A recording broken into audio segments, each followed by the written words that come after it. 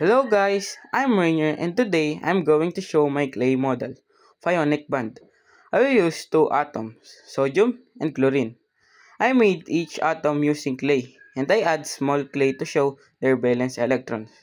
Sodium was 1 valence electrons and chlorine was 7 valence electron. In an ionic bond, electrons are transferred, not shared. So in my model, I will show how sodium gives its 1 electron to chlorine. When sodium loses an electron, it becomes positive ion. When chlorine gains that electron, it becomes a negative.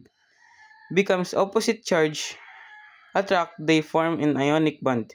In this video, I demonstrate how electrons move, how the ionic bond is formed using my clay model.